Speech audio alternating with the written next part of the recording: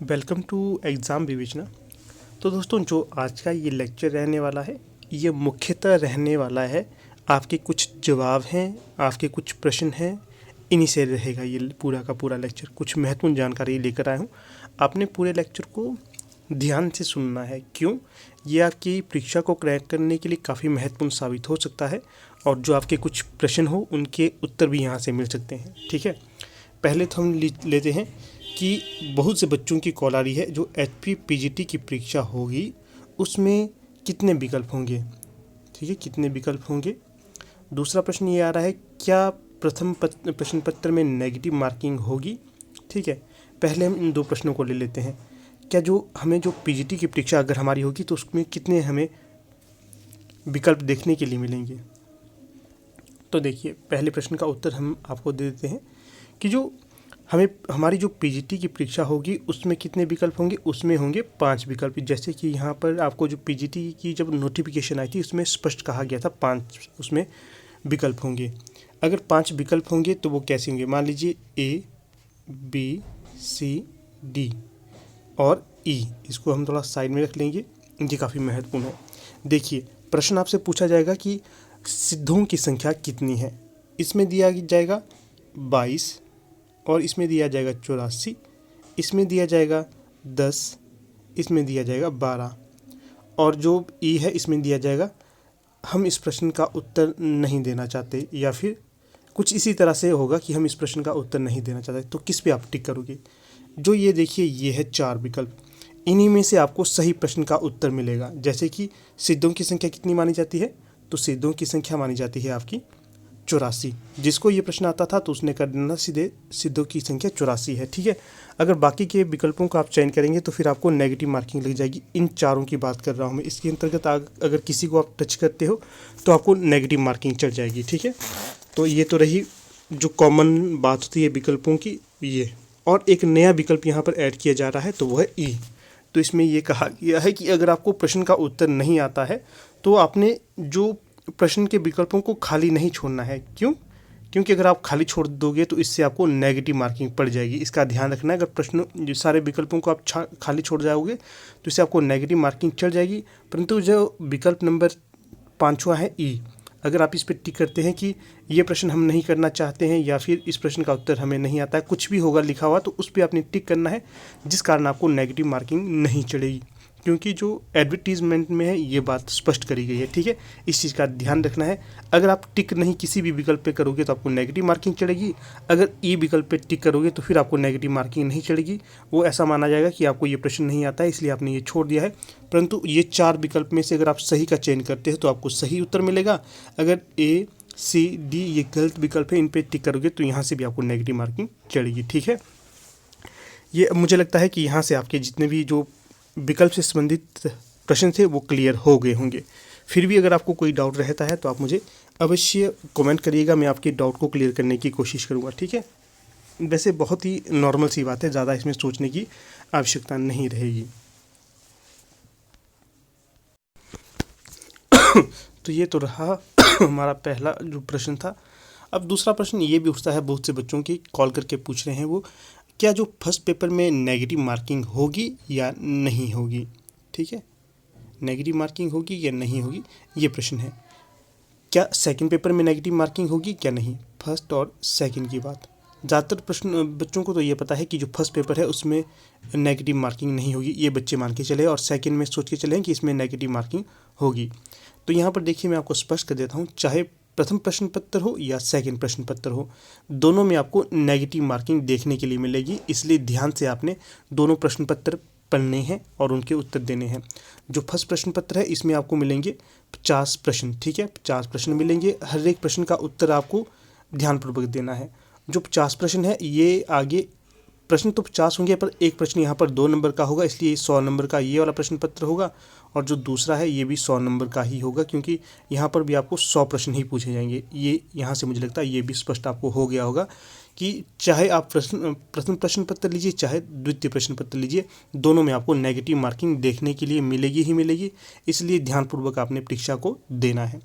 यहाँ पर ये भी प्रश्न रहता है कितना वेटेज रहता है नेगेटिव मार्किंग का, तो ये रहता है 1/4। अर्थात अगर आप 4 प्रश्न गलत करते हो तब जाके आपका 1 नंबर कट जाता है, 1 नंबर माइनस हो जाता है, अर्थात 0.25 ये आपकी नेगेटिव मार्किंग रहेगी। ठीक है, तो ये भी आपको यहाँ से स्पष्ट हो गया होगा। फिर आगे हम बात करते हैं कि जो सेकंड पेपर है इसमें 80 नंबर तो हमारे साहित्य या फिर कोई भी विषय हो, मान लीजिए इंग्लिश हो तो 80 नंबर का पूछा जाएगा इंग्लिश का ही। और इसमें एक और चीज़ ऐड कर दी गई है, 20 नंबर की यहाँ पर अब बीएड पोर्शन के क्वेश्चन भी पूछे जाएंगे, तो ये भी यहाँ पर नई चीज़ है, तो इसको भी आप ध्यान में रखकर तैयारी कर सकते हो।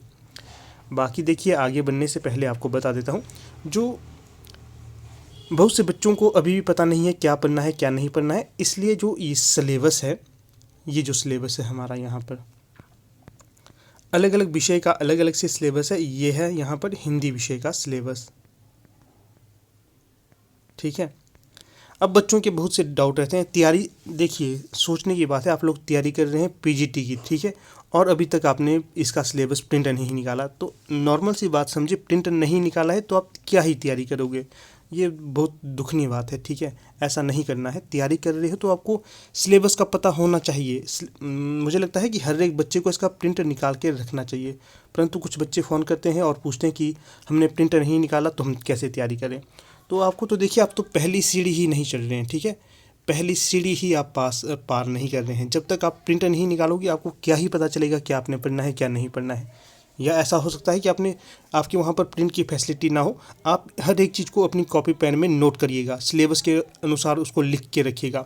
ये मैं देखिए, हम जब तैयारी करते थे अपने प्रिंट को निकाल के रखते थे और अपने जहाँ पर हम स्टडी करते हैं वहाँ दीवार में चिपका के रखते थे कि भाई ये हमारा सिलेबस है, ये चीज़ें हमने पढ़नी है। ठीक है, अभी मुझे थोड़ी देर पहले किसी की कॉल भी आई थी, तो मुझे बड़ा आश्चर्य हुआ कि उन्होंने अभी तक सिलेबस नहीं निकाला है। कई कॉल आती हैं और सारे बच्चों का यही रिप्लाई रहता है कि क्या रहेगा क्या नहीं रहेगा, क्या करना चाहिए क्या नहीं करना चाहिए।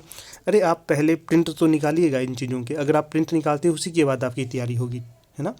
तो छोटी छोटी चीज़ें होती हैं, काफ़ी महत्वपूर्ण होती हैं। अगर आप इन पे खरा उतरते हो, इन चीज़ों को ध्यान में रखकर स्टडी करते हो, तो आपकी सफलता निश्चित है। आपको असफल कोई नहीं कर सकता। क्यों? आप स्मार्ट स्टडी कर रहे हो, आपको हर एक चीज़ का पता है कि मैंने ये पढ़ना है ये नहीं पढ़ना है। ठीक है ना। तो विशेषकर ये चीज़ें मैं कह रहा हूँ जो ग्रुप ज्वाइन नहीं की हैं, जिन्होंने हमारी जो मेंबरशिप नहीं ली है, जिन्होंने हमारे पेड बैच को ज्वाइन नहीं किया है, उनके लिए कह रहा हूँ, क्योंकि उन्होंने ये चीज़ें फॉलो नहीं की हैं। जो हमारे साथ जुड़े हुए हैं, मुझे पूर्ण आशा है कि आप लोग तो इन चीज़ों को फॉलो करते ही हैं। क्यों? क्योंकि मैं आपको ये चीज़ें पहले दे चुका है, सिलेबस आपको मिल जाता है, व्हाट्सएप ग्रुप में सारी चीज़ें आपको मिल जाती हैं। तो पेड मेंबर्स के लिए तो मेरी यही आशा है कि आप सभी ने इन चीज़ों को फॉलो किया होगा। जिन्होंने जो ग्रुप से बाहर हैं, जिन्होंने अभी तक ग्रुप ज्वाइन नहीं किया है, सेल्फ स्टडी कर रहे हैं, उनके लिए तो इन चीज़ों को खासकर अमल लाना ही है। ठीक है ना, क्योंकि आपको हर एक चीज़ गूगल करनी है, यूट्यूब से देखना है, नोट्स देखने, जो चीज़ें देखनी है तो उन पर टिक लगा के चलते जाइएगा और उनको पढ़ते जाइएगा। जैसे मान लीजिए आप यहाँ पर देखिए क्या है, भक्तिकालीन एवं रीतिकालीन हिंदी काव्य। ठीक है, तो इसके अंतर्गत आप पढ़ते हैं कबीर ग्रंथावली। इसके जो कबीर ग्रंथावली नहीं, कबीर है ओनली ये पुस्तक। अगर कबीर ग्रंथावली है तो ये इनकी नहीं होगी, थोड़ी सी मिस्टेक पीजीटी वालों ने की है। जो कबीर पुस्तक है, इसके पद संख्या 1 से 8 से लेकर 209 तक आपने पढ़े हैं कि नहीं? अगर आप पढ़ते हो तो इनको टिक लगा के चलिए, ये आपने पढ़ लिया। फिर जैसी ग्रंथावली, आचार्य रामचंद्र शुक्ल, मानसरोवर खंड और नागमती वियोगखंड आपने पढ़ा कि नहीं पढ़ा? जब पढ़ते हो क्या टिक लगाते जाइएगा, इससे आपको एक सरलता महसूस होगी कि इन चीज़ों का आपने ज़्यादा झंझट नहीं देनी है, ये चीज़ें आपकी हो गई। नेक्स्ट करके आप स्टडी करते रहिएगा, ये काफ़ी महत्वपूर्ण रोल अदा करती है आपको परीक्षा निकालने के लिए। ठीक है ना।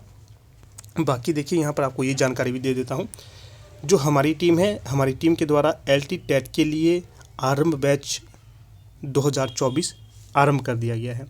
आप में से कोई आपके नियर डियर हों जो HP LT टेट की तैयारी करना चाहते हैं, तो वो हमारी टीम के साथ जुड़कर तैयारी कर सकते हैं। यहाँ पर हमारा व्हाट्सएप नंबर दिया गया है, इस पर व्हाट्सएप करके कोई भी क्वेरी अगर आपकी LT टेट जून 2024 के बैच से संबंधित होगी तो आप बेझिझक पूछ सकते हो। इसी के साथ देखिए, जो हमारी टीम है, हमारी टीम के द्वारा HP PGT हिंदी के लिए भी बैच शुरू कर दिया गया है। अगर आप इसमें एनरोल होना चाहते हैं या फिर HP PGT हिंदी से संबंधित कोई क्वेरी रहती है तो आप व्हाट्सएप यहाँ पर करिएगा। और ये भी यहाँ पर आपको स्पष्ट कर देता हूँ, कई बार आपकी कई बार आप कॉल करते हो तो उसके उत्तर मैं नहीं दे पाता, क्योंकि मैं लाइब्रेरी में होता हूँ। तो कई बार पॉसिबल नहीं होता है आपकी कॉल उठाना, तो इसलिए मैं आपको व्हाट्सएप करने के लिए कहता हूँ। आप व्हाट्सएप करिए, आपके प्रश्नों के उत्तर आपको जल्द से जल्द मिल जाएंगे, ठीक है। तो इन चीज़ों का आपने ध्यान रखना है। इसके पश्चात देखिए, जो भी बच्चे HP PGT हिंदी की तैयारी कर रहे हैं, सिलेबस उनको डाउनलोड करना है। साथ में एक और महत्वपूर्ण चीज़ रहती है कि आपने जिस भी परीक्षा की आप तैयारी कर रहे हो, चाहे आप PGT हिंदी की तैयारी कर रहे हैं, आपने PGT हिंदी के PYQ देखे हैं या नहीं देखे हैं, ये सबसे महत्वपूर्ण बात रहती है, ठीक है। आपको ये देखने ही ज़रूरी होते हैं। क्यों? क्योंकि आपको पता चलता है बोर्ड किस स्तर के प्रश्न आपसे पूछ रहा है, किस स्तर की आपको तैयारी करनी चाहिए, GK कैसे आ रहा है, करंट अफेयर कैसा आ रहा है, साहित्य कैसा आ रहा है, इसलिए आपको PYQ देखना ज़रूरी होता है। और जो हमारी टीम के द्वारा HP PGT हिंदी के लिए 5 वर्षों के PYQ नोट्स अवेलेबल करवा दिए गए हैं। साथ में इम्पॉर्टेंट स्टडी नोट्स जो हिंदी साहित्य से रहते हैं वो भी आपको अवेलेबल करवा दिए गए हैं। अगर आप लेना चाहते हो तो आप इसी नंबर पर व्हाट्सएप कर सकते हो। ये हमारा व्हाट्सएप नंबर है। सारी जानकारी आपको इनसे संबंधित यहीं पर मिलेगी। इसी के साथ देखिए, जो हमारा फर्स्ट पेपर रहता है HP PGT हिंदी के लिए, जो फर्स्ट पेपर है, ना कि HP PGT हिंदी, कोई भी आगे आने वाली परीक्षा हो जो Himachal Pradesh public service commission के द्वारा कंडक्ट करवाई जाएगी, उसमें 10 नंबर का हिंदी ग्रामर पूछा जाएगा। काफ़ी महत्वपूर्ण है ये हिंदी ग्रामर। अगर आपने नोट्स तैयार नहीं किए हैं, आपको बुक्स लेंथी पढ़ने के लिए लगती है, तो उसके लिए लगभग 80 पेज के आसपास के हैंड रिटन नोट्स और बहुत अच्छे तैयार किए गए हैं हिंदी ग्रामर के। साथ में इनके लेक्चर भी अवेलेबल करवा दिए गए हैं, video lecture, recorded video lecture हैं। अगर आप में से कोई चाहता है कि आप इनको पढ़कर तैयारी करना चाहें तो आप हमें व्हाट्सएप करिए, इसी नंबर पे आपको ये अवेलेबल करवा दिए जाएंगे, ठीक है। तो चलिए, अब मुझे लगता है कि आपके कोई भी डाउट रहे होंगे वो इस वीडियो के माध्यम से सारे के सारे आपके डाउट क्लियर हो चुके होंगे। फिर भी आपके कोई डाउट रहते हैं तो आप हमें अवश्य कमेंट करिएगा। हाँ, और देखिए, व्हाट्सएप ग्रुप, टेलीग्राम ग्रुप और फेसबुक पेज के लिंक आपको सभी के डिस्क्रिप्शन बॉक्स में दे दिए गए हैं। अगर किसी को ये सिलेबस का PDF चाहिए होगा तो वहाँ पर मैं इसको डाल दूंगा, वहाँ पर जाकर आप इसे डाउनलोड कर सकते हो, ठीक है। टेलीग्राम ग्रुप से अवश्य जुड़ेगा, वहाँ पर बहुत सी महत्वपूर्ण PDF आपको अवेलेबल करवाई गई हैं। सारी चीज़ें वहाँ पर आपको समय समय पर दी जाती रहती हैं और नेट से संबंधित चीज़ें भी वहाँ पर आपको प्रोवाइड कर दी गई हैं, ठीक है। तो धन्यवाद।